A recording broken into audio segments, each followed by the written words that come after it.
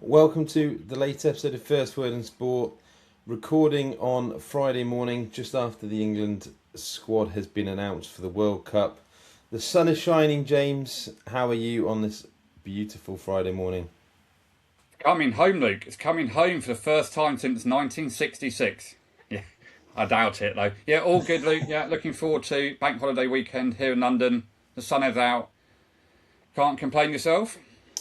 I'm very good, James, but we'll come on to that a little bit later. I think what we're going to do is we're going to start talking about the England squad and then we'll talk about the mighty Aston Villa and the Unwatchables and Man City and lots of interesting topics to talk about today. I mean, it's been a crazy, crazy week for football. But the most relevant news at this minute as we speak is this England squad. It was leaked last night, which in itself I find all a little bit strange. But let's, I guess the best way to look at this would be to work sort of through the team in some semblance of order. So the goalkeepers, obviously we've got Pickford, Henderson and Trafford. I don't see any huge issues with that, do you? No, best three keepers out there. I think what was always telling with the goalkeeper situation is just the options aren't brilliant as a general rule. Yeah, Pickford's done fine for England. We know his limitations. Trafford, totally unproven. And Dean Henderson's a good backup goalkeeper at its level at Palace. You're not really over concerned about them three at all. So let's talk defenders because this is where it starts getting a lot more interesting. Let's start with fullbacks. So it looks like on the right hand side we've got Reece James and Livramento. Any issues with that? Two injury-prone players. I'd like to see Trent Alexander-Arnold. I still think he's a generational talent. Yes, his body's failing him. However, he has the ability to open up the play from right back and ball progression against low blocks. You've also got his set pieces as well. It's clear as day that Tuchel doesn't rate him whatsoever. But yeah, Livramento's a good player, don't get me wrong. But he's had a lot of injuries. He's still injured at the moment for Newcastle. Reece James as well. I'm yet to be convinced Reece James is actually a right back. He's probably more of a wing back. But his body fails him. Look, it's what it is, isn't it? Reece James is a good player, don't get me wrong. And so is Livramento.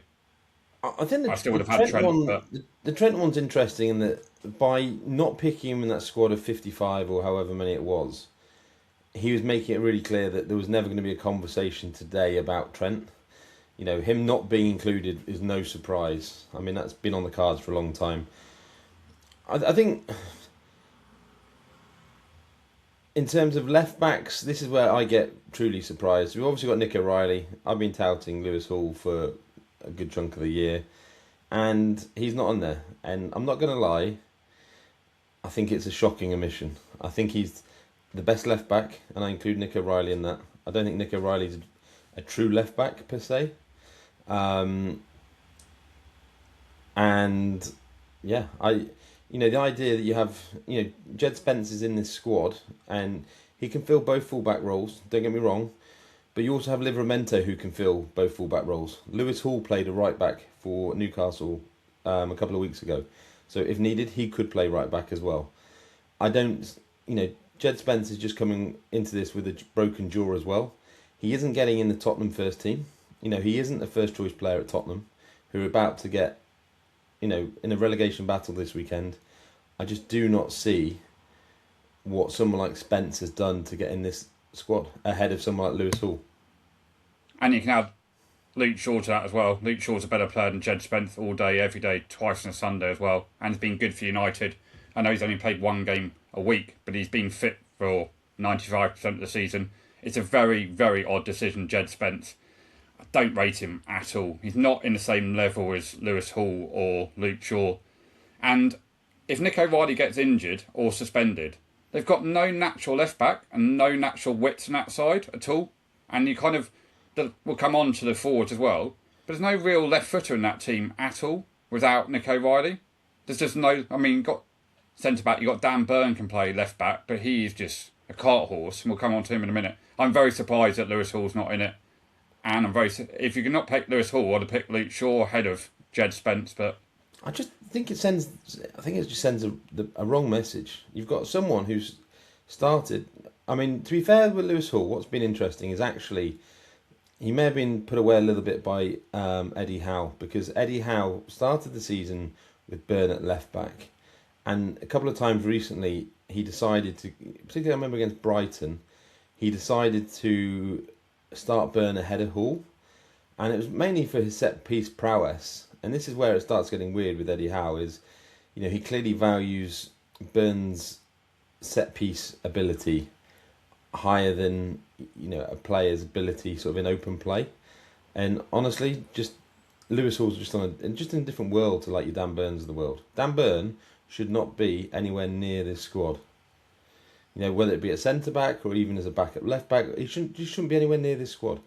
You know, and let's go on to the centre backs, because, you know, Dan Burns there, how he, you know, I'm not a massive fan of Maguire and never have been, but Maguire deserves to be there ahead of Dan Burn all day, every day. Yeah, what the other 4 centre backs are? So we've got Konza, Gerhi, Stones, and Konsa. Let's talk John Stones. Let's get the elephant out of the room. John Stones has started no Premier League games this season. He started 3 FA Cup games, and he's deemed worthy of being picked in an England team. What you're talking about there is literally a manager who's not picking on form or anything he's seen recently. It's just whether he likes a player or not, and I just think it's a joke, to be honest. Agree with you. John Stones is the most overrated centre back in the last 10 years, English centre back. He's had 1.5 good seasons at Man City. I don't want to hear that he's won 6 league titles and things like that. It's just nonsense. He's played 8 minutes of Premier League football since the start of the year, kind of thing. As you said, not started a Premier League game. He's been fit for the last 6 weeks. He's not even anywhere near the Man City 11. And you're picking him on what? You haven't seen him play football for 18 months. It's a nonsense picking him at all. I mean, another one, Levi Colwill. I know he's done his ACL and pre-season. I know he's just come back, right? But he's looked so impressive. He was brilliant at Anfield, and he was good the other night against Tottenham as well. He can cover left back as well if you want. He's on a different level to Dan Burn as well. And João Konsa hasn't made his debut. Haven't seen a lot of him at Leverkusen, I must admit. But he was decent at Liverpool. But then he got dropped after a game against Ipswich, first game last season. Haven't seen him play. It's just a strange decision for both of them to be in the squad. Or Burn, Stones and Konsa, all 3 of them, to be honest. Well, I think the Colwill one is interesting in that clearly, you know, you'd fancy him to be starting in this lineup if he was properly fit. And the fitness isn't quite there, but you still got, you know, he'd still have another 4 weeks or whatever to get up to speed. And I feel like you'd much rather have him as your 5th centre back than you would your Dan Burns of the world. Now, with Dan Burn, I can only assume, by the way, that his inclusion is to potentially cover at left back if needed. And there is an element there where if England are desperate for a goal late in the game, that you may throw a Dan Burn on up front to cause chaos. But what I don't really get with that idea is that Maguire's better at that sort of job anyway. There's no one better at trying to get on the end of a ball than Maguire from a set piece. And Maguire can also take an unbelievable penalty as well. Agreed on all of the above. Moving on to midfielders. So, obviously we've got Rice, Anderson, Bellingham, Henderson, Rodgers, Mainu, Eze. Let's get out of the way. Jordan Henderson, he can't start for Brentford. What he's doing anywhere near this squad is a joke. You know, I keep hearing all this leadership nonsense. I think there's a good clip actually about Roy Keane talking about, you know, oh, what a great player he's had to have around the squad and all this sort of stuff. And he's like, what is he, a magician? Does he do magic tricks? Or, you know, what, like, what is he actually bringing to the party? Because he shouldn't be anywhere near that squad from from an ability point of view. Yeah, that's the word, isn't it? Key word, ability. He's a standard setter, isn't he, at Liverpool, like he was apparently with Milner. Absolute, I mean, saying that, Klopp's argued he has and things like that. He should, ability-wise, he's way past his best. He was always Liverpool's worst player in their best 11. If you go quickly through the Liverpool midfield, they had Fabinho and Wijnaldum were better than him. The front three, we know, Trent, Matip, Virgil van Dijk, Andy Robertson and Alisson. That was the Liverpool 11. If you had better player than Henderson... Anyway, yeah, Henderson shouldn't be in that squad. Kobe Minu, again, I mean, please, he's not as good as Adam Wharton. Right. It's just not. Adam Wharton's having a summer off. Adam Wharton is one of the top 3 midfielders in England. It's just not even a debate in my view. I mean, the rumours are Liverpool want him, so I'm actually happy as a Liverpool fan. He's going to have the summer off. Put your feet up. Nice pre-season under the new manager or the new head coach. Yeah, I'm surprised about that. Probably Mainu. I mean, yes, he's back in the Man United team, but he's shown nothing in the last 6 months to go, wow, he deserves a spot ahead of Adam Wharton. Alex Scott, by the way, has been a better player than Kobe Minu this season. Of the Bournemouth midfielder. It's just another one where it's a strange decision from Tuchel. But it's really difficult to break it down and say Henderson deserves his place over Wharton. I mean, honestly. I mean, because that's what you're effectively saying. So, yes, you have like a Scott, and you could argue that maybe slightly unfortunate. I think at this point, it's difficult to bring in someone like a Scott, given his levels of experience. I mean, I think one of the other worries, and I go back to Lewis Hall actually when I talk about this, is that there should be a little bit of forward thinking with regard to these squads. So, is someone like a Lewis Hall, there's a good chance he could be England's left back for the next X number of years, him or O'Reilly, okay? Is, in terms of looking forward, giving him the experience of being in that squad would serve him very well for future tournaments, particularly if you think they have the talent. And all you end up with is with your Hendersons and your John Stones of the world taking up, even Dan Burn taking up these spaces. You're basically preventing some of the younger players who have the upside the opportunity to actually experience tournament football.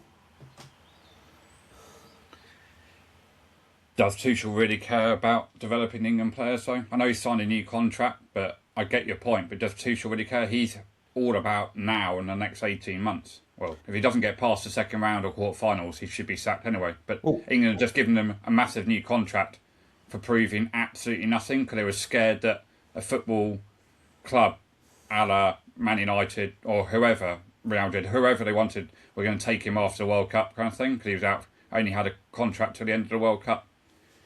They bought Henderson for leadership. I don't agree with it. You don't agree with it. Many others don't agree with it. But what do we know?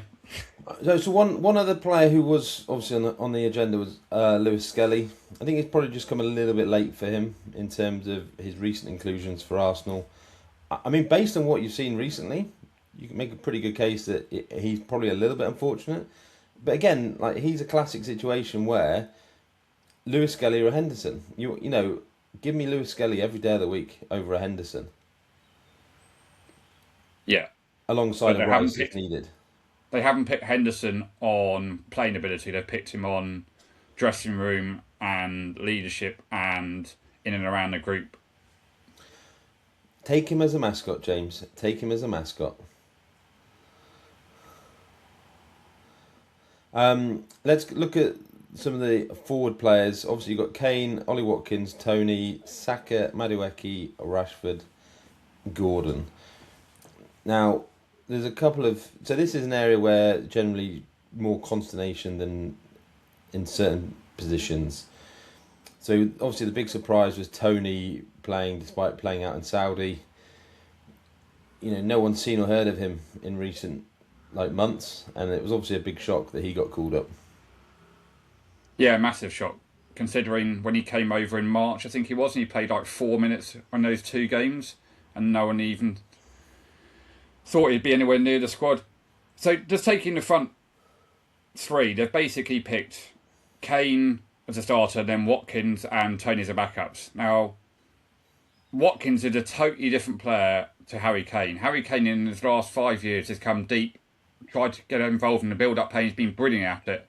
And then especially at Bayern Munich, when he allows the wingers to go play narrower than the traditional wingers kind of thing, that's why Elise and Diaz are scoring so many goals and assists, albeit in a poor league. So I wonder if they picked Tony on 2 things. One, that he's more of a player that can come back into that role like Kane, hold the ball up, comes back into almost like a 10, and then can take a penalty, obviously.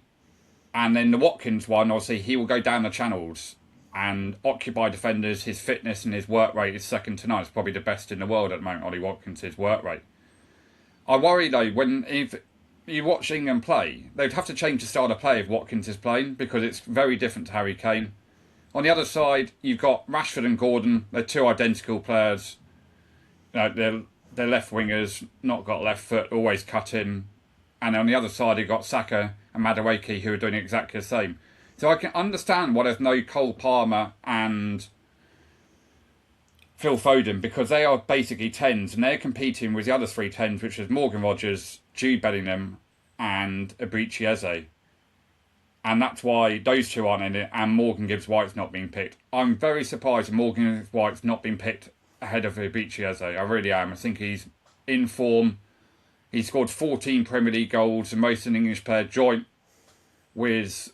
I know, but I still think he's a better player than Eberechi Eze, kind of thing. That's my view anyway. I'm not surprised that there's no Cole Palmer or Phil Foden, to be honest.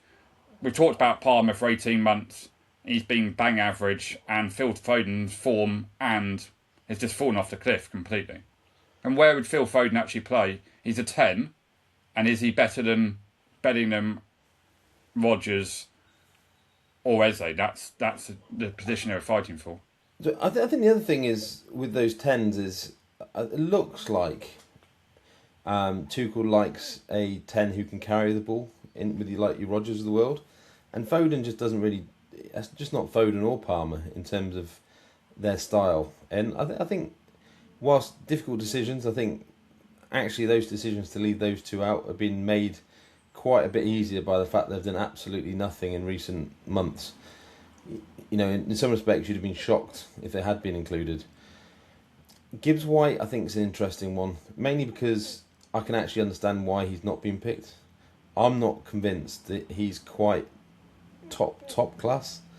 And I'll come back to this a little bit. Right, he's in a Nottingham Forest team who has been woeful for most of this season. Right, you've got Anderson in there. Are you telling me Anderson and Gibbs-White have both been absolutely off the charts in terms of their levels this year? So one thing I would say with when I watch Gibbs-White play, some of the work he does, I'm just not that impressed by. He can disappear in games. Don't get me wrong, his goal tally is very good, but I'm just not. I think sometimes goals distort performances in terms of overall performances. But I mean, if he'd been included, I don't think anyone would have begrudged it. But I can also see why he wasn't included, because I think he would be him or Bellingham type of thing, and I think Eze is different because Eze can actually play out wide as well. So it gives you a little bit more versatility. Yeah, that's a fair point. And then in terms of Watkins, I would say he was absolutely useless for huge parts of the season. I'm not convinced he's been fit. These last 6 or 7 games, I would say I haven't seen many Villa strikers in my life who have played to a higher level than he has probably in these last 6 or 7 games. Almost since he got dropped in those March games. It looked like he was carrying an injury for large parts of the season, but he actually looks fit again now. And as you say, I don't think people realise how good he is off the ball, and also how good he is actually holding the ball up, running those channels. His finishing is always still going to be a weakness, it just is. But the rest of his game is very, very good. Yeah, so final point on the England squad and forwards. I have very much concerned about the Harry Kane and Morgan Rogers position, because they will occupy that position, that space in middle of the park quite a lot together. Because when Rogers obviously plays Watkins is down the channels, and Rogers and Buendia follow him in, kind of thing. It's very cleverly designed by Emery, kind of thing. And with Kane coming up into those positions, into that 10 role, 9.5, 10 role, it kind of will take Rodgers' space out of the game, kind of thing. That's my view. When I watch Morgan Rogers play for Villa. Yeah, but England don't need Kane to be dropping as deep as he does. I know he does it, but it's always been an issue. He doesn't need to drop as deep as he does. Needs Tuchel to tell him to, clear that space in the middle of the park. Yeah. Leave it for your attacking midfielders, your Rodgers, your Bellingham, whoever, to, he just needs to get further forward. It'd be interesting, Rashford and Gordon on that left-hand side. I would start Rashford. I don't know what your... Yeah, it's a 50-50 toss-up coin. I don't rate either of them, but they've got pace. It's a one place England do have places on the left-hand side kind of thing. You do need pace on the left-hand side. So, look, they've got two players in every position, haven't they? Sometimes by the way, three. Madueke's very lucky to be in this squad, I think. I'm not sure necessarily who I think, if he wasn't like a mini clone of Saka, he hasn't played well at Arsenal for months and months. And they spent a lot of money on him, Arsenal have, and he's done very little. He's picked ahead of Jared Bowen, hasn't he? Who's a bit unlucky at West Ham kind of thing. But Bowen hasn't been brilliant recently. No, true, but Madueke's been picked because when Saka was injured, he scored a couple of goals and Tuchel has rewarded him for that. That's from my view anyway. Yeah, I agree with you, but yeah. Can I just run through quickly England's team that's not going? Where would this get? So you have Pope, who we know is garbage, but Alexander-Arnold, Maguire, Colwell, Hall, not a bad back four. I almost would take that back four over what they're going to put out. It's not bad, is it? Then you got Adam Wharton, and then you take your pick from Lewis Skelly, Alex Scott, James Garner, whoever you want as the other player. There was Wharton, Palmer, Foden, Morgan Gibbs-White, or Jared Bowen, 3 of the 4. And then up front, Calvert-Lewin or Welbeck, take your pick kind of thing. And then players who haven't been played or picked, they were never going to really go, is Rio Ngamoa and Max Dowman was never going to go. Those two weren't going to go. Although I would have argued about Rio, but he's not going to pick him ahead of Gordon or Rashford on the left-hand side. Unless one of them's injured, then it would be interesting. But yeah, it's not a bad 13 or 14. They'd probably get to the last 16. I think at least. I think one of the problems you find with England at the moment is they have a lot of very good players, but they don't have too many world-class players. Yeah. There's an absence of genuine superstars. But should we talk about more interesting subjects, James? Aston Villa, Europa League champions, easy as you like. It's nice to finally win a trophy. As I was saying to my 10-year-old who I went to the Forest game with, we were lucky. I was watching with all the kids and brother and stuff on Wednesday, and actually, they didn't realise how. Certainly, my 10-year-old, she doesn't realise how lucky she is to actually be seeing a good Villa team. Had 25 years of misery, pretty much. And the other interesting thing was actually going into a final, was a big favourite and turning up, delivering. And how good were those goals? That goal from Tielemans, unbelievable, by the way. And yeah, just very comfortable. He started really well, and then they got back into the game. Because you had that Rodgers chant kind of thing, you were on top and things like that. And then they had a couple of chances. Martinez made a decent save. He expected to make save, didn't let the ball rebound. And then the goal's sensational. It just the way, I know Tielemans strikes it like a ridiculous, but the ball from Morgan Rodgers is on a plate. It's there to go and hit that sun, but the timing of it is brilliant. Obviously, they've worked on it. We haven't seen it all season, and then bang, they do it in the final, and then the confidence flows. And you talk about it till all day, every day, twice on Sunday. You go about how goals change games, and you suddenly see you weren't struggling in the game, and you weren't really. We weren't playing well. But suddenly, as soon as that's gone in, you didn't want half time to come along. And I was saying, I watched it with another Villa fan, a couple other Villa fans as well, not other fans, and you were like, we don't want half time here. You just didn't want half time because you get that extra goal, another goal, which you did from Buendia, and it's game over. And Buendia, by the way, the first touch is absolutely sensational.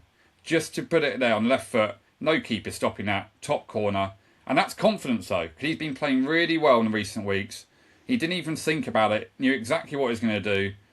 bang, top corner, 2-0, and happy days. It's game over.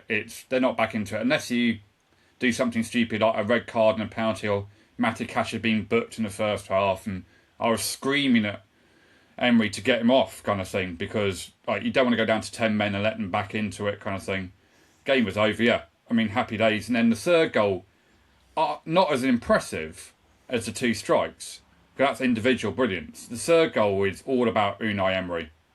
The way they manipulate the play over to the right-hand side, and then bang, over to Digne, great pass to Brendier, stands the defender up. Okay, it's a slight deflection, but the movement from Watkins and then the movement from Morgan Rogers to get in front of the defender is just absolutely sensational. It's a brilliant team goal, and it's all about coaching. And I want to come on to it briefly, coaching, how much it plays. Those patterns of play is an Unai Emery Aston Villa goal. You can see it, and it's brilliant that when you watch Villa play, the movement of all 10 outfield players, everyone knows where to go, when the pressing starts and what you do, who starts it, when it starts, and it's just the movement of the whole team. And he didn't let Freiburg back in it at all. I mean, it's 3-0, obviously, game's over, but it's sensational football. The third goal was brilliant. Well, they almost scored a better goal than that third goal when Brendier put it in the side netting, yeah. But it was very similar. So I sent you recently a picture from Twitter which had the average positions of the players and their passing lanes and things like that, and literally for Villa against, I think it was the Villa Liverpool game, and you could not literally draw the Villa positions more perfectly than they were in that game. And you compared it to Liverpool, which were all over the place. I mean, it's just worlds apart in terms of positioning of the players, the spaces they're getting into, the passing lanes, and everything else. And it, as you say, it does come back to coaching. And I genuinely look. I've been on record on Twitter for a long, long time saying Emery's an absolute genius, and I maintain it. He is an absolute genius in terms of the levels which he goes to prepare this Villa team. What he's achieved at Villa, and it's not just because he's won this, is to get that Villa team in European football for 4 years in a row, none of the dips, and I think what people have to accept is you're going to have the odd bad game here and there, and he plays a very passive style at times, and I think that's partly because he's playing for the whole season, not just individual games, and I would not swap him for any other manager in the world. And I would also say shame on those people who have been calling for his head in recent weeks, right? Shame on the people who wanted him out at the start of this season. Shame at the people at various other points along the way. Is you have to do better than that. Yes, trust him. Trust his staff. He knows what he's doing. His success with smaller clubs is absolutely ridiculous. Yeah, it's amazing what he's done at Villa, considering when he took them over from Gerrard, a complete and utter mess, like 1 point off relegation, and the start of the season where lost 4 in a row, hadn't scored in 5 games, and he didn't panic. And the players didn't panic, and all the outside noise, and he's just been on sensational run. Yeah, it's saving energy, and he knows it's a long season. Was it 17 Europa League games this season or something ridiculous like that? Yep. And then finishing top 4 or 5, it's irrelevant where you finish now, kind of thing. Yeah, happy days. I mean, and absolutely delighted that you played Freiburg in the final, but you can only beat what's in front of you, kind of thing. And he turned up in the final. That's the thing you've got to take away from it as well. A lot of teams don't turn up in finals because of pressure, and you haven't won anything in 30 years before that, kind of thing. You turned up, delivered a performance, and everyone delivers a performance. Victor Lindelof coming in for the second leg of the semi-final against Forest, hasn't played defensive midfield probably since his teenage years, kind of thing. Maybe once or twice at Man United, kind of remember-ish. He's played bits for Villa. Yeah. But again, he's played in a position that if it was Onana looking on patterns of play, it'd be exactly what Onana's doing, kind of thing. So that's coaching for you. That's how the importance of a good coach is. And how... Yeah, it was a brilliant win. One thing I do want to touch on, because there's been a load of chat since it happened about the strength of the Europa League, and mainly because Villa played Freiburg in the final, and mainly because it was very, very comfortable. So it gives the impression that Freiburg aren't a great team. I'm not sure they are a great team. I think they were pretty fortunate probably to get through to the final. They had a really, really friendly draw. They were lucky against Braga in the semis that they had a player sent off after, I think, 7 or 8 minutes. I think, it is forgotten, though, that they beat Leipzig 4-1 at the weekend. So they're not complete mugs. And I think I think I saw someone sum it up quite nicely recently in that I don't know whether the Europa League's obviously weak or not, but what you probably end up having is you have a team that's worthy of being in the Champions League playing in the Europa League. And so what you end up with is slightly distorted because Villa have pretty much, apart from that first leg against Forest, they've been dominant throughout that whole competition. And, you got to remember this is a Villa team who've beaten Bayern Munich, they've beaten Paris Saint-Germain. Not just had good games against them, they've beaten them in 90-minute matches. They've beaten Manchester City, they've beaten Arsenal, they've beaten Liverpool, they've beaten Chelsea, they've beaten Tottenham, they've beaten Man United, they've beaten Newcastle, all the Champions League teams in the last 18 months. They've beaten all these teams. That's not necessarily a Europa League team in the final of that competition. And yes, it looks like a weak competition, but you got to remember last year we had obviously, Tottenham and Man United. It wasn't a great competition. It's not suddenly a worse competition this year because they're not in it. No, it's been weeks since they changed the Champions League format and they made more Champions League teams, and they didn't have any drop downs from the Champions League. That's my.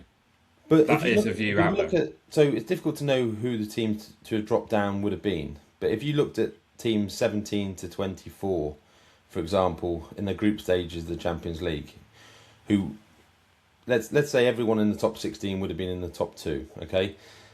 And then the next 8 teams, there isn't a single team there who's better or would have given who Villa would have been worried about. They're no better than your Portos of the world or your Romas or any. There's a lot of very average teams in that group, and that's from this year and last year. There's a lot. Yeah. I think Man City were the only one from last year who were decent. Yeah, you won it. Who cares? No, I know, but it's. I know, but I agree with you, and I've said that the Europa League has. But Villa are a Champions League, and they're probably a top 8 side in world football at the moment, or European football especially. Let's talk. Do we have to talk about Arsenal? Hats off to Arsenal. I've got a lot of friends who support Arsenal, and I'm happy for them. I am. I joke on here a lot, but I am actually happy for them. I don't particularly enjoy watching Arsenal play and everything else, and I think with good reason. But City blew it against Bournemouth. Honestly, City blew it earlier in the season, and particularly the Everton game. It wasn't necessarily, Bournemouth away was always going to be a tricky game. But what it did was it handed Arsenal the title, and, got to give credit to Arteta and Arsenal. They found a way to get over the line. You've got to remember just a few weeks ago, it was literally a coin flip in terms of where this would go. The Arsenal fixture list always looked pretty favourable compared to City's, and it sort of played out like that. I think Arsenal have wobbled massively down the stretch, but somehow they've managed to find a way to do it. What I would say, they have had, I don't want to call them Arsenal and all these sorts of things, right? But they have had an incredible number of things go their way in recent weeks from a refereeing point of view. And, sometimes it doesn't matter, some decisions don't matter, but some really do matter. And there's plenty of them where, they've got some pretty favourable decisions, but sometimes that's just the way it goes. I remember Liverpool last year, you got tons of favourable decisions along the way. And I think in many respects, you have to have those decisions it makes all the difference. Yeah, agree with all the above. That congratulations to Arsenal, first time in 22 years. They're a boring team to watch, they really are, but sometimes in the Premier League you have to be boring to win the Premier League. They're not going to concede a penalty and no red card against them all season. They've got some massive VAR calls, and it's not just during the game of VAR, it's retrospectively, kind of the Gabriel headbutt against Haaland would have missed 3 games. And then you got the Havertz tackle on Monday night against Burnley, which is another red card. I mean, it's just ridiculous how that wasn't given. And that Havertz one on Monday night. Tierney's, I can kind of understand he's not seen it live, the referee at the time, because it is moving at fast pace and he's booked him kind of thing. But I maintain the VAR and assistant VAR just don't want to overrule a referee like Paul Tierney, and because his stature within refereeing is inexperienced VAR, and they just don't want to overrule him. In my view, it's a clear red card, and he should then be. I mean, can you imagine if City had won on Tuesday night, and then Havertz couldn't have played against Palace on Sunday? I know Gyökeres would have played, and he would have missed the first 2 games of next season. That's what annoys me with VAR, that they don't think of the bigger picture kind of thing. But anyway, look, congratulations to Arsenal, and you've got to give credit to Arteta and Arsenal, the backroom staff. They realised, say, 18 months ago or 2 years ago, that the Premier League is going this way, big, physical, set-piece dominant, and they've developed tactics, the way they play, and gone, right, let's get ahead of the curve, let's get some goals early on the season, set pieces. Now teams at the back end of the season have worked them out regarding set pieces and corners and free kicks. We know they can't create, but they're ahead all the time. So give them fair play for props on that. He had spent over £1 billion at Arsenal, so he should have won something, and he would have been under huge pressure. But yeah, they have been the best team in the league, and the league table doesn't lie. So yeah, you've got to give them credit. I did have to laugh. I think it was journalist Delaney, I think it was. Is it Guardian or something like that? Who did write saying, "Oh, what a massive achievement it was from Arteta," and poor little Arsenal, given their resources compared to Man City's of the world. And I was like, what am I reading? Like, are you for real? And like, in terms of Arteta has spent more than £1 billion. They have one of the biggest wage bills. If you want to, like, a good story, maybe Bournemouth finishing 6th, with their resources. That's a proper story.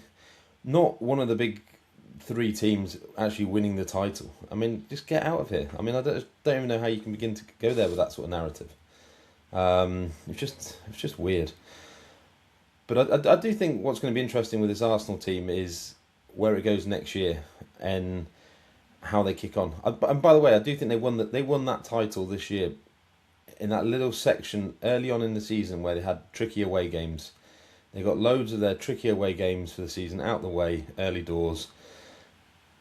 And it just sort of enabled them to carry on through the rest of the season with that sort of favourable fixture list. And, there's always a little bit of luck with how the fixture list falls. But, no, I think fair play to Arsenal. And the other way I'd look at it, Man City definitely don't deserve to win it this year. No other team deserves to win it. Someone has to win it. And, as you say, fair play, Arteta. But let's see where they sort of get to next year now. Yeah, quickly, I mean, there's been a lot of talk about they're going to have a period of dominance. Don't believe it, never will do. So, one thing, they haven't scored a goal against one club this year in their 2 games. Which is that club? I've seen this recently. Oh my God.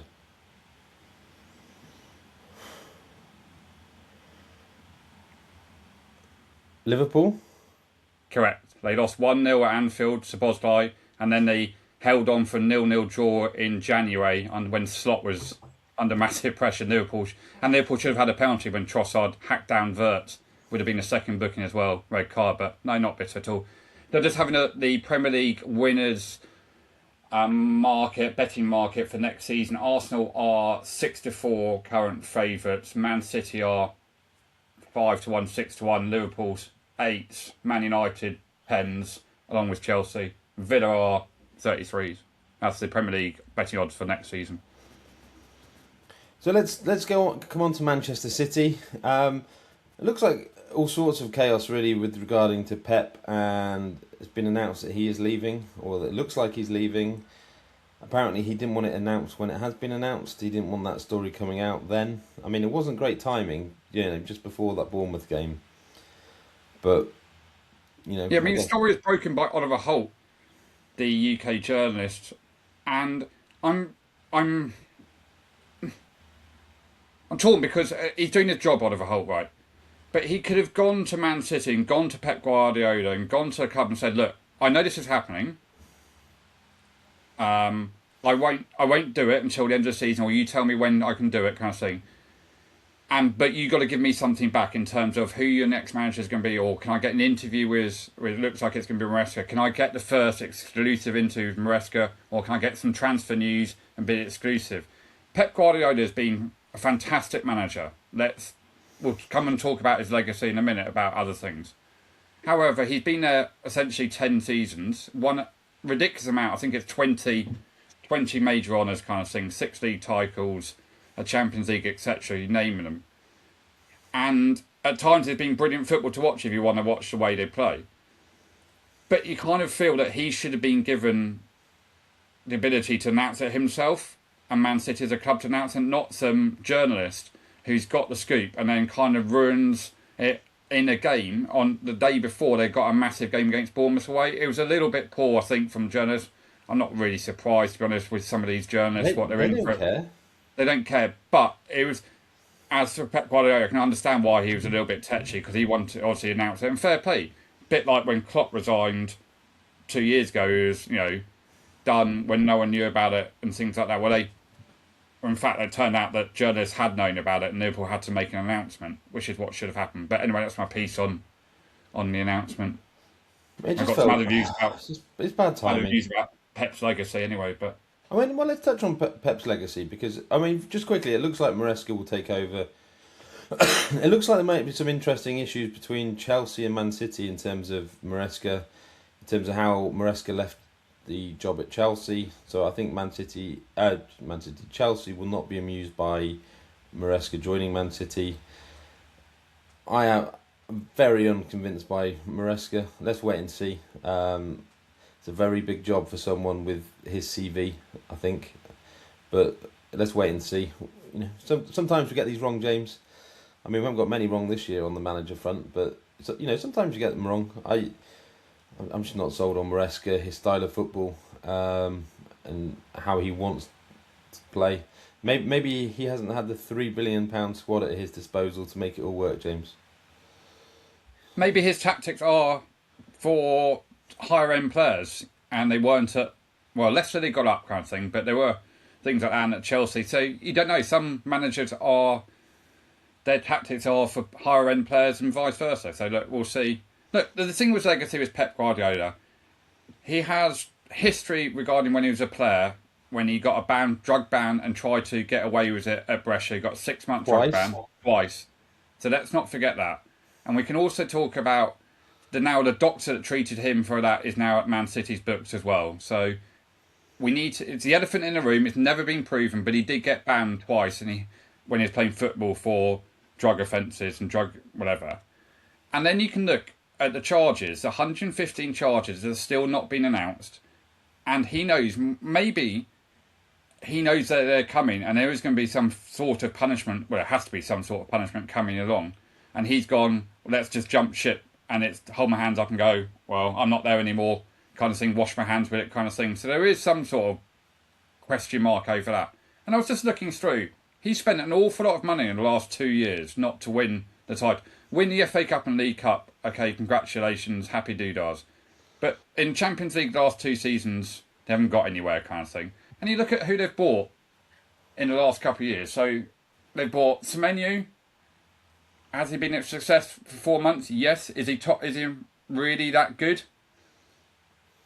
Not well. He's a decent Premier League player. He's been good, whatever. Reinders? No. El Nouri couldn't even get on the bench the last couple of games, and he is a good left back, but you can't get on the bench. Ryan Cherky, it's been odd that he hasn't played Ryan Cherky in the FA Cup final or started him against Bournemouth on Tuesday. Yes, success. Trafford, Donnarumma, Mark Gay talked about it. It's probably £100 million transfer for 5 years. And then you can look at January last year. He bought Mamouche, Nico Gonzalez. Kuznov is improving, but still, whatever. Victor Royce, who €37 million gone on loan to Girona from Palmeiras. Savinho looks like he's going to be sold. So you can look at his transfers, and he does spend an awful lot of money, kind of thing. He throws money at things, And I'm not quite sure what kind of squad they've got. They've got some good players, but I'm not sure it's good as their team isn't as good as the team with De Bruyne and when David Silva is playing, kind of thing. It's not as good as that team. But he's been great for the Premier League, and you can't look at his record, but you can look at I think, with his transfers as well, especially defenders who he's bought. It's been remarkable. I think the fascinating thing for me is what makes it so hard to judge a manager. He has basically had unlimited resources effectively, and he's also had great youngsters coming up through into the team at various points, and it's not that easy just to win things, and you have to make them into a team and squad, but it's a hill I will die on. I think he was given the resources available to him in all his various jobs, whether it be here, whether it be Bayern Munich, whether it be Barcelona. He's potentially one of the more overrated managers around, I think. Obviously he'll go down as an absolute legend, but he has had just ridiculous resources. And yes, he's implemented them well. But when I see other managers and other jobs that managers have, the question I would love to see is, I would love to see what Guardiola would do. Go and stick him in at Everton, and let's see what he can do with that Everton team. If he could get that Everton team into top 3 or 4 in the Premier League, absolute genius, right? But I don't know if he could, because one thing I have seen in the last 18 months with Guardiola, which we saw a little bit this year, and we certainly saw it last year, is when the wheels were falling off a little bit, he didn't have a clue what was going on. And they had that really, really poor run, and he looked absolutely clueless as to what was going on. And in many respects, he got out of that by spending a load of money in the January. And I don't know, I'm just not sold on him being quite the incredible manager. I think that everyone sort of puts him up there, but that's just my opinion. Yeah, I get the opinion. I kind of get it as well. Kind of thing, just chucks managers thing. But it goes back to my point, like how some managers are able to coach higher end players, and they might not be able to coach lower end players because their tactics are for higher end players and more skillful players. On the final point, managers, how much I see that Arteta could be getting a new contract in the summer, kind of thing. Like they're talking like 15, 20 million pound per year annum contract kind of thing. Most up there with Simeone at Atletico Madrid. How much money would you pay for a top manager? So we talk about players going for 80, 100 million pound players now, but a manager is just as important as a top level player in my view. The difference in top level managers or coaches to a bang average coach is, in my view, is huge. It's getting to a stage where it's almost a 12-man game kind of thing rather than an 11-man game. I mean, there's always that debate, isn't there, as to the value of managers. And I think it's massive. And I think as a general rule, you see plenty of managers who don't add what you might hope they would. But I do think when you get the right managers, their value is off the charts. And you only have to look at even like a Tottenham when you saw Tudor and like the impact that a bad manager can have even in a very short period of time. Even like a Rosenior, I'm not saying he's a bad manager, but it certainly felt like he was out of his depth. But Rosenior going in there has probably been the difference between Chelsea finishing in the top 6 and not. And so a good manager really is worth their weight in gold.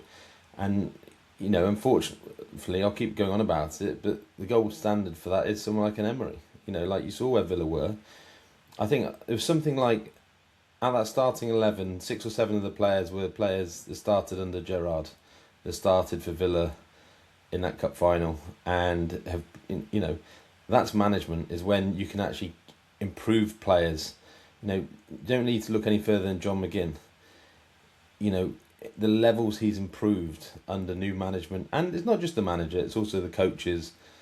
What the manager needs to do is get the right coaches around him. But you see, it's one thing I see at Villa all the time is the players actually improving.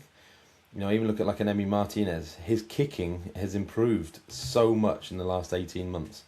I wouldn't take anyone else's kicking in the Premier League over his now. If you look at how many times the accuracy of the passing for Watkins into the channels and things like that is unbelievable.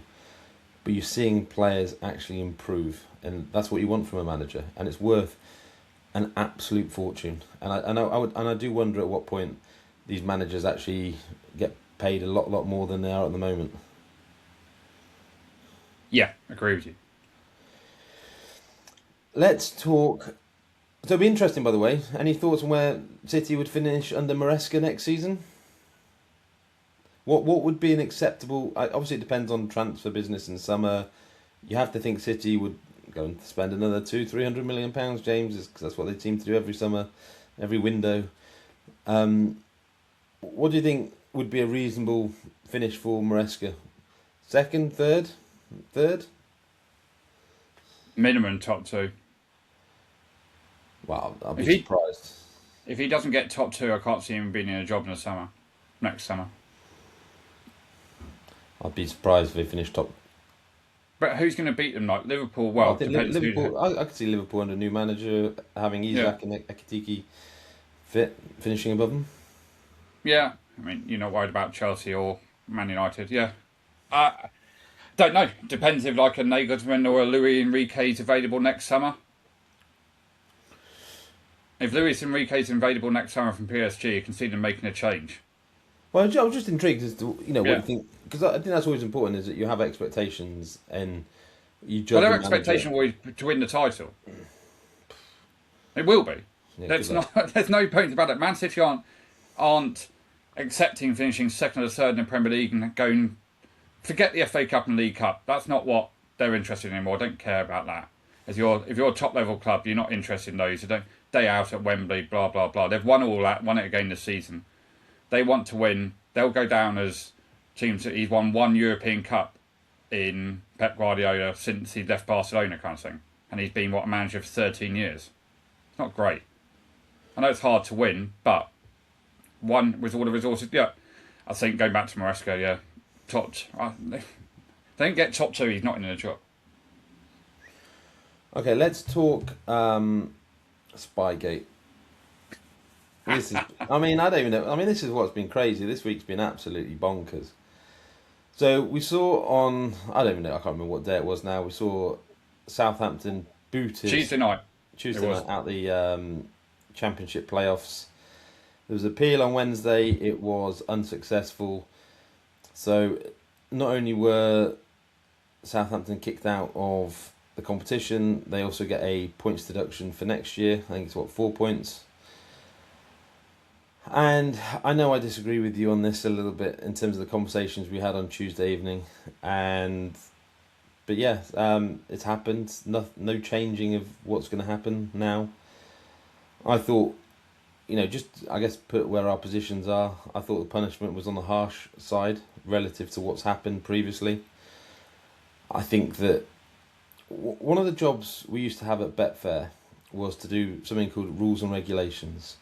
So we had to come up with a whole series of scenarios, basically, where you would think about unlikely outcomes and unusual things that could happen in football, in sporting markets. So it wasn't just football, across all sports, and you had to try and plan and come up with contingencies for certain scenarios and think about unlikely things that could happen, and you would create rules based on that. And if you got them wrong, they could potentially cost Betfair an awful lot of money. And so where I find this fascinating is that the rules that have been set out by the Championship just aren't fit for purpose, because despite having had the Leeds case years ago, they obviously brought the rules in for this type of scenario, but they didn't sort of make it clear what the punishments would actually be, which is why when a punishment like this comes down, it can seem harsh compared to other ones. But the reality is nothing is clear as to what the punishment should be. So the EFL basically has an open book to pick a punishment it feels is suitable. I think it's harsh. I know you don't, James. Don't think it's harsh in what's come out in the report last night, the actual documentation. So, as I said, I think it was said on Monday that I don't believe it was the first time they'd done it at Middlesbrough when they sent the young kid up there, and it turned out it wasn't. So, first of all, when they got asked a question, Southampton, by the authorities, They said it's nothing to do with us. We didn't do it. It's nothing from whatever, like that kind of thing. Then they got showed the evidence, and then they went, well, it's not a club way of doing things. It's almost like the individual's done it on his whim, kind of thing. So I think that's another reason why the punishment's been so high. So then they've admitted 3 times that they've done it, and I'm sorry, as we all know, if you admit something, you've done it more than often 3 times. They just haven't been caught.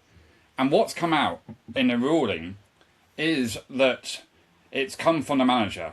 So Tonda Eckert, who took over from Will Steele in December, he sent the young analyst up to Oxford, because Oxford has changed their manager, and he wanted to find out what the formation they were going to play before they played him. And the ironic thing is they drew 2-2 at Oxford anyway, but they wanted to see what formation we're playing, whether it's 4-2-3-1, whatever it is.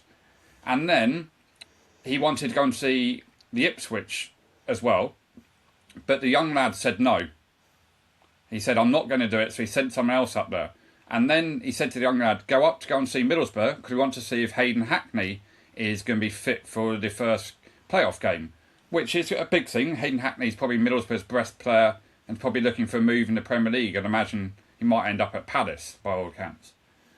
So they've basically said that it's deplorable that they've put this amount of pressure on a young analyst, a young employee, who's told them as well, I don't want to go and do this. And it's basically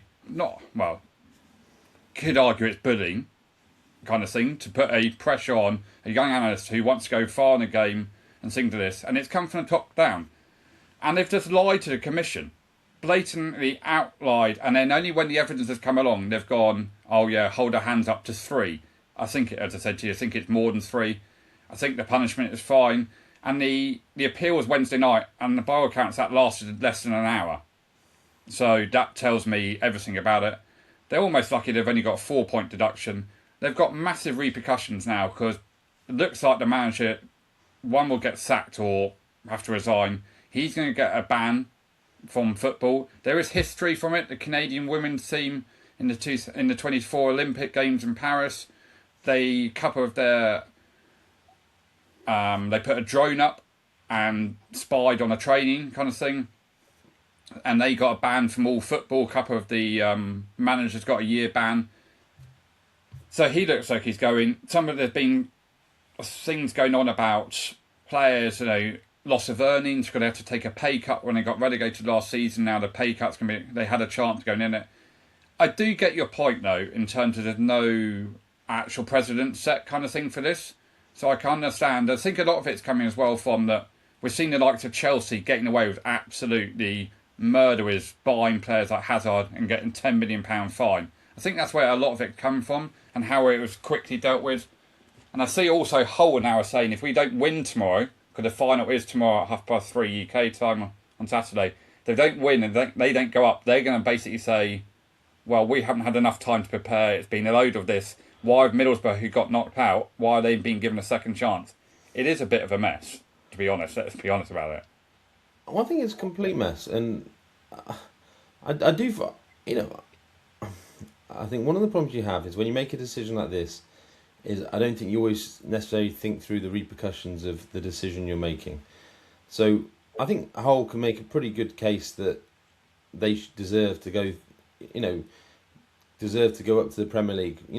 Middlesbrough have been have lost a 2-legged game before the decision's made. Okay, so they're effectively out of the playoffs.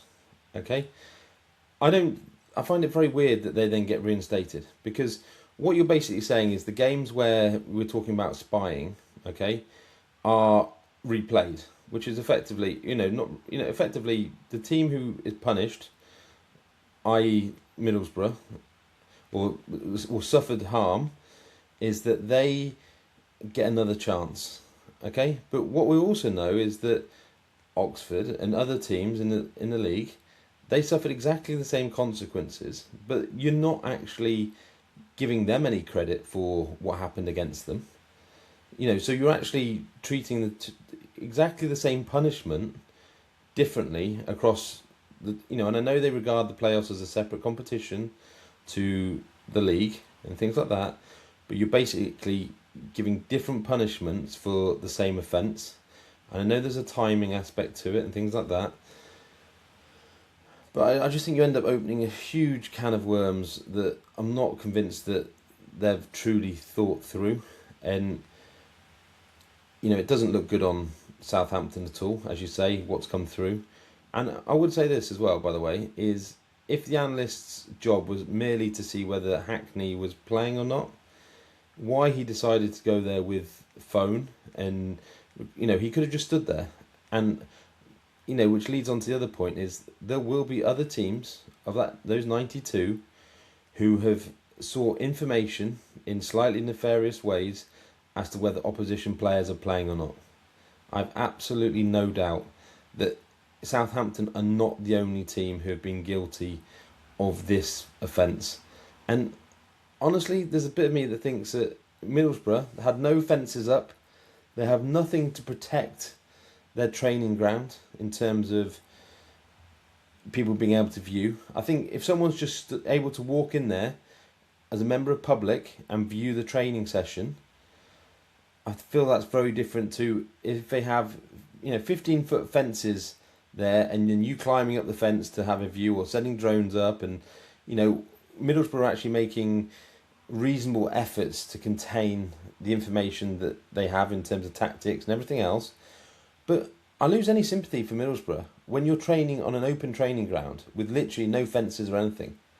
It just feels an absolute joke. And I touched on Monday when we talked about this. I suspect that the coach thought this type of stuff may actually be the norm, having been a manager elsewhere in the world, and potentially wasn't aware of the severity of what he was actually doing.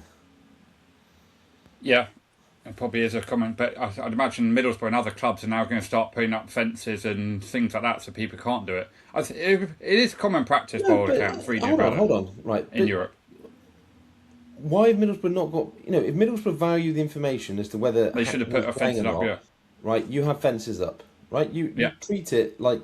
If you're a business and you have information you do not want others to find out, you treat it and you put up the appropriate precautions. Barriers, yeah. Right? Because what Middlesbrough are saying, by not doing that, is that everyone can watch what's going on, we don't care, basically. Yeah, I mean... But, yeah, for the fans and the players that like it, Southampton, yeah, it's be interesting.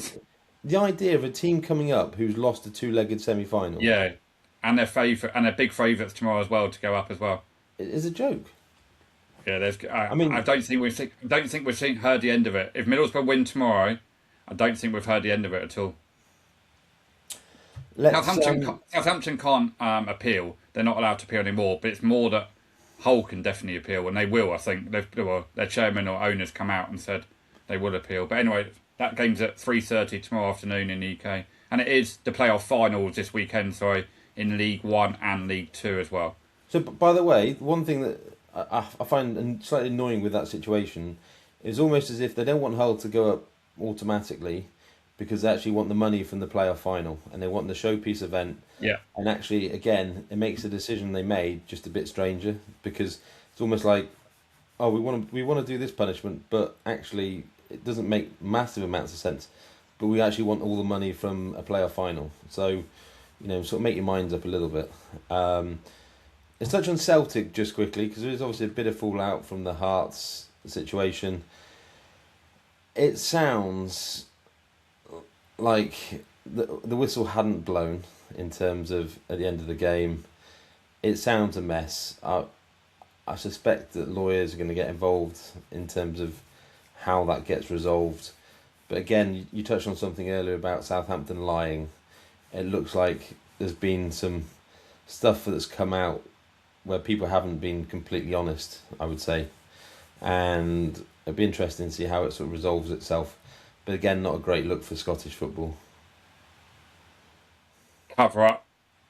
But it's what's going to stop fans running onto the pitch at the end of the game, as I said on Monday. Why not? Why wouldn't you do it? If it's 1-0 up and you're in the final or going to just run on the pitch with a minute to go, you're not going to walk off, are you? You get the whole 30,000 fans on. It's going to happen if Celtic get away with it. Of course, the team's going to do it. Why wouldn't you do it? Well, So I think what's interesting is, so the interesting thing about the Southampton decision, right? So and we need to apply it to Celtic a little bit here, is consequences of actions. And I think for a lot of people, everyone admits what Southampton have done is wrong, okay, and the way they've gone about it. The severity of that, people will have different opinions on. You know, do I think it's worth £100 million fine, which effectively what it is at the moment? No, not relative to everything else we've seen. But, you know, it'd be like, would Celtic being made to forfeit that game and docked, you know, lose the game 3-0 effectively and lose the title? Would that be a fitting punishment?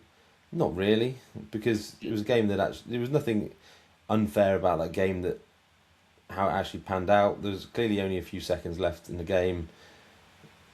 You know, so I think punishments are difficult, and we'll come back to it, I'm sure, in a couple of weeks' time, because I'm hearing that we might be hearing more about the City situation in a couple of weeks once the season's finished. I think where people are going to get annoyed is, I suspect that if City are guilty of these charges, a points deduction doesn't touch the surface for what punishment should be met. It should be a case of almost like Rangers had to do years ago, where you're going down many, many leagues. And what the Southampton decision sort of reiterates and highlights is that what City have done is way more calculated over a much longer period of time. And the punishment, you know, if you're saying that Southampton deserve to get that punishment for that offence, you know, people are not going to be amused if City are found guilty and obviously wait to see what happens, and then they get a pathetic punishment of, oh, here's a £30 million fine or something just completely irrelevant. Right, to meet you. Yes, I agree with you, but I've got my views on it and probably shouldn't be talking on podcasts. We might get into trouble, but there you go. We'll wait those charges. Oh, the results of the charges. So, a couple of other stories just quickly before we talk about this weekend's matches. I just want to make mention of Delap, because this isn't the first time, and he obviously smashed Spence in the face with his elbow and forearm, and I remember watching it at the time thinking, wow, he's got away with one there. There was no intention, sort of, it was just naughty, and Spence has subsequently been found to have a broken jaw. He's lucky it probably doesn't affect his World Cup. But Delap has a history of just being a thug. And, you know, I know he's trying to get involved in the game and be physical and everything else. But it was only a few weeks ago we saw him push someone into the hoardings. I don't know, he just has a history for this sort of stuff. Yeah, I saw him at live Liverpool Ipswich last January, and all he tried to do all game was kick Konate and Van Dijk in the first half, and then Van Dijk just came in. Van Dijk's a bit naughty and did exactly the same thing to Delap. It was like, don't start to... He's a thug. Absolutely, you're right, he's a thug. He runs around the pitch, and he doesn't look Chelsea level at all. He looks a cart horse, to be honest with you. He's got no real... You go into him and go, what are you going to be like? I think be lucky to be a mid-table Premier League player. Yeah, it was a naughty elbow. He knew exactly what he was doing, by the way. And the way... Look at him when the ball comes over the top. He knows exactly what he's going to do. It's in him. And yeah, it was a straight red card, but obviously VAR was asleep. Just one thing on that Chelsea-Tottenham game, forgot to talk about in midweek. Chelsea beating Tottenham always happens, doesn't it? So, come on. But I think we've discussed, haven't we? After the season, we might do a pod on rule changes that we want in the Premier League. Because that Cucurella incident, when he clearly just rugby tackling the player, because the ball hasn't come in from the corner by a split second, the referee's booked him. I'm not sure under what he's booked him for, because the ball's technically not in play. So you can't give away a foul unless it's a violent conduct. But that rule needs changing instantly. Start next season. When the ball is put down and the ball is on the field of play, the game is essentially live. Because when the ball came across, Cucurella wasn't holding him at all. He was like jockeying him like it should be. So that rule needs changing. But that was a... I mean, James, we talked about this months ago, what a joke rule it was. And it's no coincidence that it keeps happening. Yeah, I mean, it was just... I don't understand what was it Michael Oliver? I don't understand why he didn't give... Why he booked the player. I haven't seen any reasons why he's booked the player. Because the ball wasn't... It's not violent conduct. So why are you giving the booking? As Maddison, who he needs to calm down a peg or two, by the way, but I know he's been injured, but he was arguing the point. It was like, anyway, it's good to see so quickly. Anyway, that was my point now on the game Chelsea-Tottenham in the midweek. So one thing that is gathering pace a little bit, and much to my disgust, and I hope it's not the case, is Iriola is being linked with Liverpool. I think he's far too good a manager to be linked with Liverpool. On two levels. One, it means Slot would have to go, which I think would be heartbreaking for all the listeners on this pod, James, all three of them. And I think, not having your weekly meltdowns about Slot, I don't know how people would get on with their, daily lives. And also the fact that I just think he's really good. Yeah, so the noise is coming out, isn't it? It's filtering through that Slot won't be in charge at the start of the season. I'm pretty confident he won't be either. I know you hear all the noise from the British press, and James Pearce, the Athletic, yesterday saying his position hasn't changed. Of course, they're not going to talk about it or give information out when there's a big game on Sunday. He's gone. Iraola's an interesting choice. I thought it might be Hoynes, but obviously Richard Hughes obviously knows him because he appointed him at Bournemouth before he came to Liverpool as well. So, and if you're adding 2 + 2 and you're getting 4.5, Iraola's obviously leaving Bournemouth. He's on a free transfer, essentially. Where is he actually going to really go? Is he really going to go from Bournemouth to Crystal Palace? It's just not even a sideways step. I know he's talked about he wants to go to London, but that's a downward step at Palace from Bournemouth, where they are, kind of thing. I know they're going to be in Europa League next season, well, if they beat Vallecano. Yeah, so it looks like Iraola's now the favourite. On the Betfair exchange market, he is even money, slightly under actually, to be in charge of Liverpool first game of the season. So I'd expect Liverpool announce middle of next week that mutual agreement with Slot. Sad times, as my eldest would say, James. Sad times. Sad times for my betting account, yeah. Let's just talk about this week's football. So obviously we have a playoff final on Saturday. I think you said Saturday afternoon.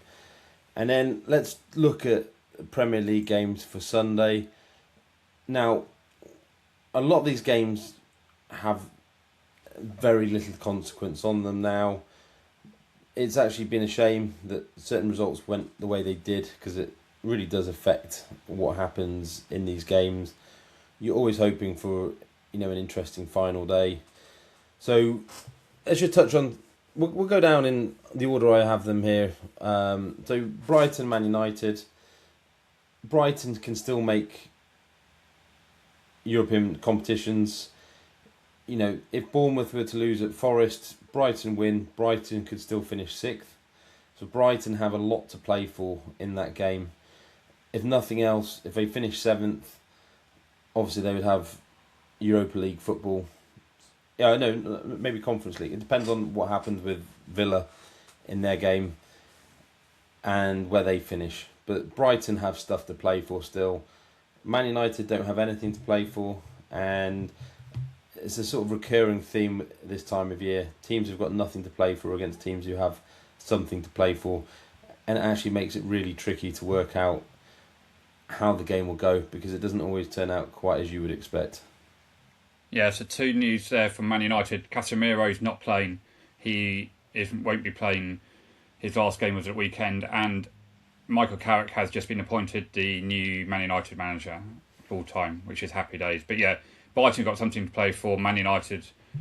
The only thing for Man United would be that Bruno's trying to get the assist record, isn't he? So you'll probably see loads of things going on for Bruno trying to get to 21 ahead of trying to get the record. I've touched on the last time. It's an absolute joke. Joke. Burnley Wolves. Now this is a really interesting one, because it's a battle of who will finish bottom. So obviously means absolutely nothing. 2 dreadful teams. Pretty woeful efforts this year. I think less said about them the better. Crystal Palace Arsenal. Now this was going to be, potentially this is where Arsenal were going to have to win the title. But this gets pretty interesting, because obviously Crystal Palace have their Conference League final in midweek. So they were always going to put out a slightly weakened team.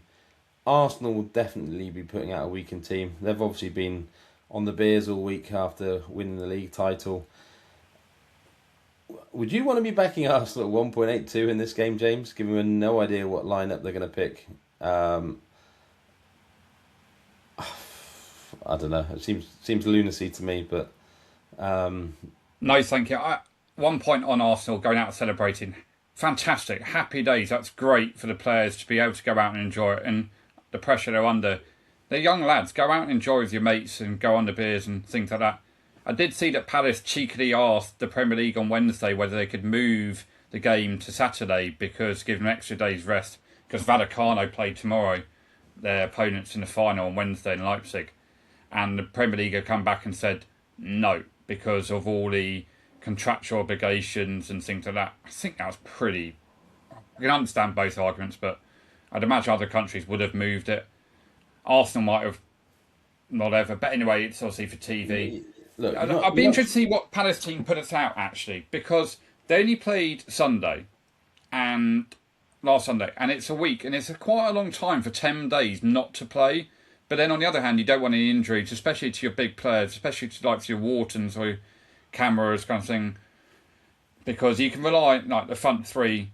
I'd imagine Ismail Sarr. I don't know what team Palace are going to put out, and Arsenal, they're not going to run through brick walls because the players won't want to, because they won't want to go into those 50-50 challenges or at the end of the game overstretched or a hamstring or a groin, whatever it is like this. So yeah, team news will be interesting. But yeah, 1.8 is a betting point of view. No, thank you. But enjoy it, Arsenal fans. Enjoy the trophy celebrations and enjoy the Guard of Honour from Palace. Fulham, Newcastle, nothing to play for there. I mean, literally nothing. Liverpool, Brentford. I said to you earlier, it was just such a shame that in the end that City got the equaliser against Bournemouth because huge goal. What Massive it meant goal. was, Liverpool would have been under big pressure for that fifth place had Bournemouth won that game rather than drawn. As it transpires, you need a very unlikely scenario for Liverpool to not finish in fifth place at least. It'd take Bournemouth winning, Liverpool losing, but Bournemouth also winning by, I think it's a 5-goal margin. So there could be a playoff game, as you say. So Liverpool have to lose 1-0 at home to Brentford, which isn't out of the equation. But Bournemouth have to beat Nottingham Forest 5-0. It has to be those two scores to get a 39th playoff game for the position, because everything would be equal kind of thing. So yeah, goals Liverpool, scored, Brentford, goals conceded. Yeah, everything like that. And the games between the two sides kind of thing would be... No, it'd be 3-2 and 4-2. I don't think that made the point. Anyway, it would be a 39th game. I don't have any confidence in Liverpool. Liverpool being bang average for the last 4 games. They've relied completely on set pieces, barring the Mo Salah goal against Everton, but the Van Dijk goal against Everton, things like that. So, And I don't know. Brentford have something to play for here. So yeah, because they could get into Europe. Exactly. So they're 9th at the moment, but they could certainly catch Brighton in 7th, depending on results. They're 1 point behind Brighton at the moment, so they would need a win, Brentford would, and hope other results go their way.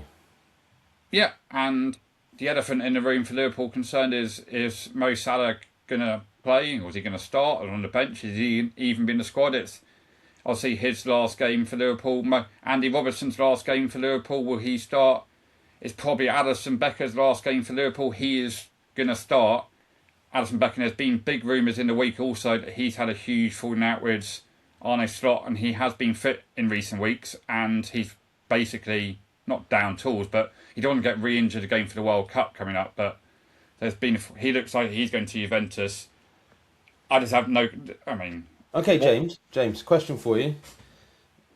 And it's going to be a difficult one, right? I know Salah is a legend and everything else, but do you think the way he's behaved in this last week or two, that Slot would be justified in not playing him this weekend and giving him the send-off he deserves? At the end of the day, Liverpool are still playing for 5th place in Champions League football. Slot has to play his best players, and Mo Salah is one of his top 3 or 4 best players. Forget about his goal-scoring ability. and it's No, but gone down obviously you've got a massive. player who's throwing the manager under the bus in the way Yeah, that he has. yeah, and didn't Arne Slot throw Mo Salah under the bus with a press conference about standards aren't all about the gym? Yes, he did, in my view. Yeah, but He that's pulled also out. because Salah's Yeah, thrown him under but the you can't have it previously. both ways and say, No, you no, but know, see, okay, so you've got a simple case, right? The Arne manager, Slot has to win that game of football, right? right, And if and he he doesn't might win that think, game of football, yeah, he'll be he very might, lucky to get another manager's job going, because teams will go, well, hang on a minute, you've spited your own back for that. Who's going to take you, really? He has to play Mo Salah. If not, it's going to be no, but absolute. this is where it's interesting, right? And everything we've seen from Salah, right? He's not the player from last year, right, or previous years, okay? Is based on everything, like in terms of team morale and Slot wanting his players to do what he, like he was going to pick a team to go out there who he knows are going to fight for him, right? Yeah, Salah will fight for him. Slot would not pick Salah in that lineup. So No, if he but Salah will picks fight for Salah, him. it's literally for the crowd. Salah will fight for him. Don't get me wrong. Look what he came on at the weekend against Villa, and he couldn't run 'cause he was half fit. Wasn't even half fit.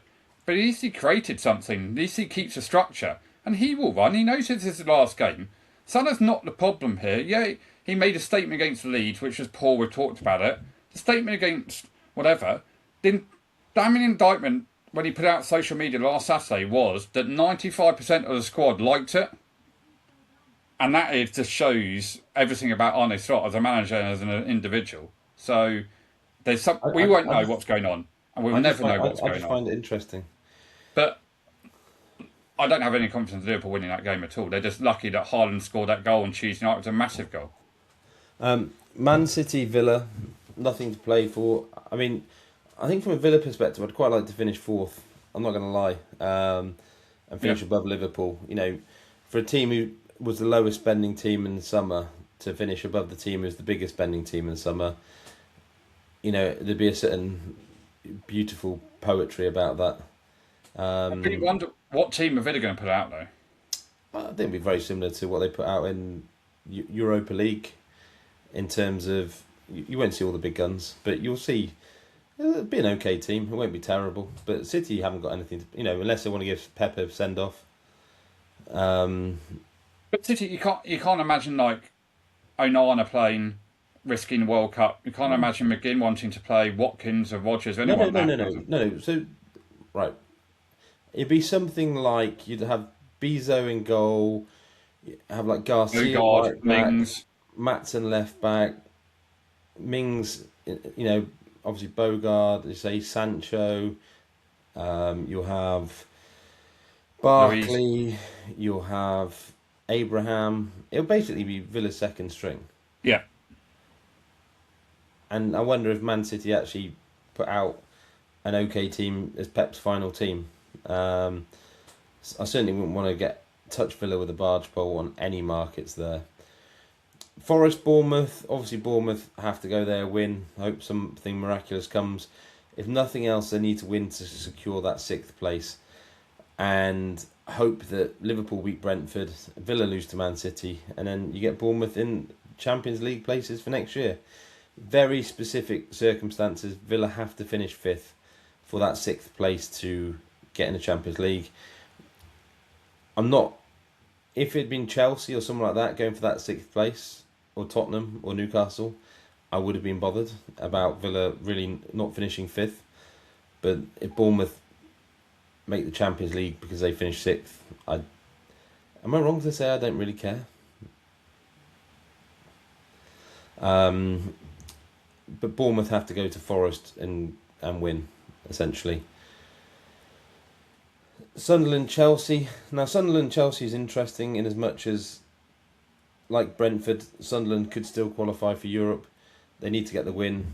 Although Chelsea also need to get a win if they have to qualify for Europe. Chelsea can still finish in 7th place, depending on what Brighton do.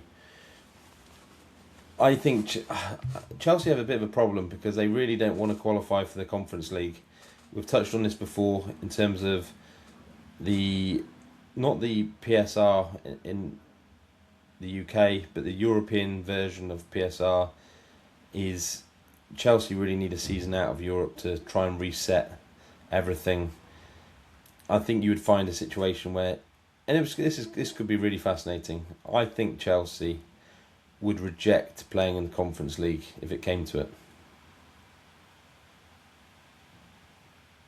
Interesting to see, would they be able to, or would they be given a ban by UEFA and say, well, you don't want to play in that competition, we won't invite you to playing in Champions League or Europa League or bigger competitions when it actually happens. That could happen as well from UEFA. Maybe they'll turn around to UEFA and say, don't have such stupid cost ratio rules. But if I'm just saying, playing devil advocate, if you reject the invitation by UEFA and then you finished under Alonso in Champions League following season, they might go, well, we're not giving you an invite to it because he didn't play in the Conference League. I can't see them rejecting playing in it, to be honest with you. Let's wait and see. Anyway, they've got to finish in the top 7 or 8 or whatever to even make the Conference League. So now we get on to the more interesting stuff, James. Tottenham, Everton, West Ham, Leeds. So, we've been skirting around the sides. Let's talk about the real fun things this weekend. All the trauma that the Tottenham fans are going to go through. I think an early Everton goal would be very amusing to see the panic set in. Let's just touch on West Ham Leeds quickly first. I think West Ham, they know they have to beat Leeds. Leeds have got a few injuries. Leeds aren't playing for much. But we did see with Leeds, they have pride. And they showed that when they went to Tottenham a couple of weeks ago in a similar situation. They're not just going to roll over for West Ham. But, you do think West Ham, they really have to, come out the blocks, all guns blazing. And, if you're not able to beat Leeds at home to stay up, then you don't deserve to stay up, honestly. Yeah, I don't think Nuno will play 3-5-2 or 5-3-2 again. I don't think Wilson will start either. I think he'll go back to that 4-2-3-1 that he should be playing. Yeah, if you can't beat Leeds to stay up, and if Everton do their job as a non-Tottenham fan, but all they can do, West Ham, is win the game and take care of your game. Don't worry about what's going on Tottenham Everton. Just win your game. Essentially, you don't really care what's going on at Tottenham Everton because you have to win anyway, full stop. So don't need to know what's going on. First goal again, but Leeds do have pride, and the likes of Ampadu, but they've got a load of injuries. You've got a load of players who will be playing out of position. You don't know what they've been up to. Leeds midweek, if they had an end of season party, I've no idea, not seen any of the socials or anything like that. So, yeah, it's. So make it clear. There's one scenario where Tottenham go down, and that is that West Ham win, Tottenham lose. So Tottenham draw, Tottenham stay up. Tottenham win, obviously they're safe. So that's where the Tottenham Everton game is going to be fascinating. Everton haven't played great the last couple of weeks. They've got nothing really to play for. No chance of qualifying for Europe. Again, it's really whether Moyes can do West Ham a favour. And Moyes is quite good at getting his teams up for some of these types of games. Tottenham are going to be nervous, right? There's real jeopardy in this game. If you look at the betting odds, there's about 15-16% chance of Tottenham being relegated. So it's not zero. And it's going to be fascinating because if Everton score an early goal, you will see the Tottenham. That first goal in that game is going to be huge. You will see Tottenham get so nervous. And they weren't great against Chelsea on Tuesday night either, kind of thing.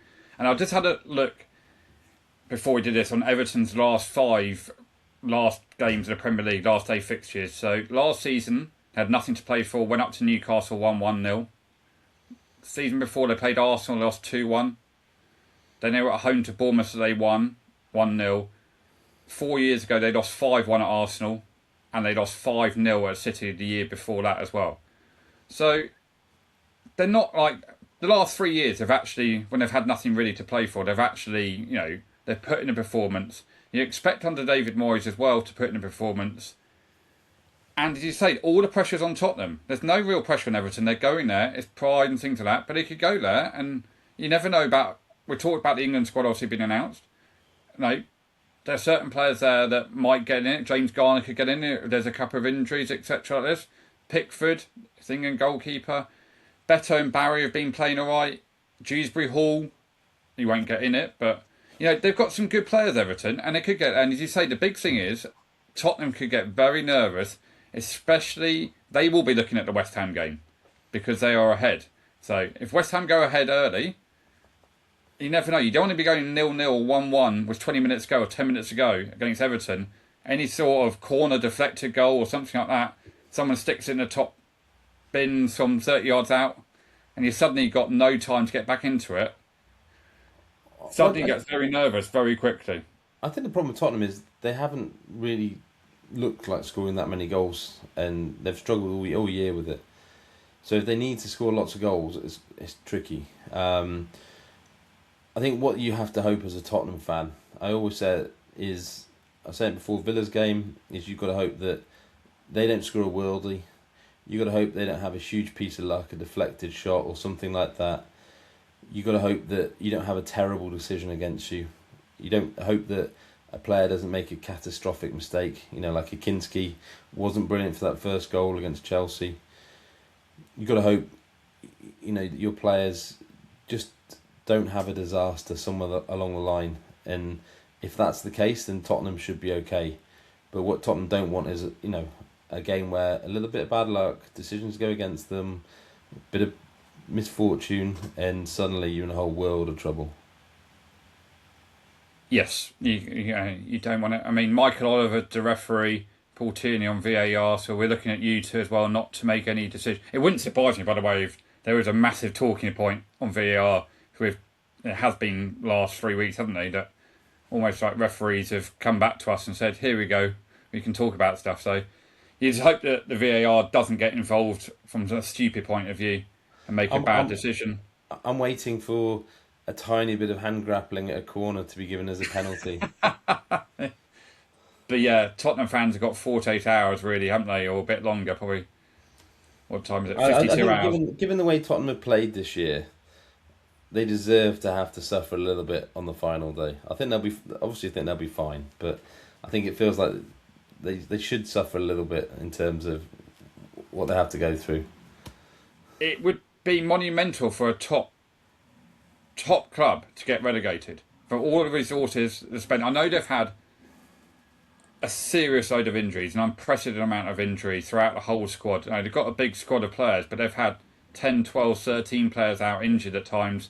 They obviously made that huge error appointing Igor Tudor, Arthur Thomas Frank kind of thing, and looked like they've appointed De Zerbi as I kind of got it right kind of thing. We don't yet to be seen. They've got it right in as much as he's not an interim manager. They're in a way better position now as we stand today than when he took over. Yeah, Tudor was going to take them down 100%. So they made that right decision there. You just don't know, do you? You just don't. It will be very interesting to see the team use and what he does. Does he go defensively like with Paulinho, Bentancur and just try and whatever like that? Or does he start a Maddison? Is he able to start after being that long out? He'll go cautious. I think what I would say about this game is Tottenham have already wasted the chance to stay up. They only had to get a draw against Chelsea. They've had a chance to stay and up. Leeds at home. Leeds at home. You don't want to look back on these opportunities. It's not like they've looked like they're going down all the time, and then they get a bit unlucky on the final day. They've had opportunities here to stay up and have blown them. So there will be another twist or turn. Pressure does strange things, James. Always talk about it. So anyway, breaking news as we sit here. We obviously love to bring breaking news. Pep Guardiola is stepping down as Manchester City manager. That's confirmed from the club itself. So there's 3 breaking news on this podcast. We should have done it a live one. So, I mean, obviously, it's massive news. We've touched on it already. I mean, obviously, he's been a grade to the management game in the UK, but it's not a massive surprise. I mean, imagine if it hadn't been broken on Tuesday, James. Yes. Or Monday, whenever it was. Whenever Monday, I think it was. But yeah, and it also looks like Carrick is, definitely. Yeah, I said that. Yeah. A short-term deal, that one, by the way. That's quite interesting. Only until 2028. It's almost like these teams are learning that giving a manager like Rossini a 6-year deal doesn't make that much sense. Who knew? There's other couple of things. sport-wise, like you've got the Rugby Union Cup final tomorrow. Leinster play La Rochelle in Bilbao. The Challenge Cup finals tonight. Montpellier play Ulster. You've got some horse racing from the Curragh tomorrow, which is a good race meeting. The Guineas over there. And the F1 is back. Canada on Sunday. The wacky races, the F1 wacky races is back with Antonelli leading the title. I think there's some upgrades they were saying. And I saw a picture this morning with Toto Wolff and Jos Verstappen, Max's dad, in conversation. So there is random talking there that Max Verstappen has got a clause in his contract in the mid-season break. If he's not in the top two in the championship, he is able to break his Red Bull contract. And on that note, I see Christian Horner's been in the media this week giving interviews. He's looking to come back, and there's been chat around a Chinese team trying to get involved in F1 next season. So Christian Horner's back on the wants to be back on the scene. Obviously, can't keep himself out of the limelight, Mr. Horner. He loves it. He loves it. But yeah, so to conclude, Aston Villa champions of Europe. James, say no more. I think we'll finish on that note. Yep, everyone have a good weekend, and we'll be back on Monday when we might see the mighty Tottenham Hotspur playing in the Championship against Millwall next season. We're either going to see Millwall versus West Ham or Millwall versus Tottenham next season for 2 games in the Championship. Fun and games. Fun times. Speak to you all later. Bye-bye.